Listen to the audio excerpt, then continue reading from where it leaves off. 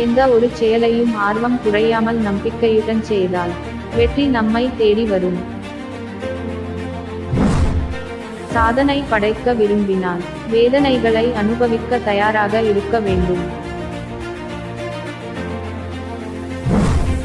வெற்றிக்கும் தோல்விக்கும் சிறு வித்தியாசம்தான். கடமையை செய்தால் வெற்றி, கடமைக்கு செய்தால் தோல்வி.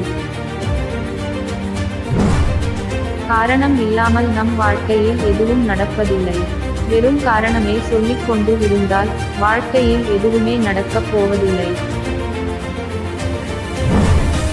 விதி என்பது உங்களுக்கு நீங்களே உருவாக்கிக் கொள்வது. உங்கள் விதியை நீங்களே உருவாக்கத் தவறும்போது அது தலைவிதியாகிறது.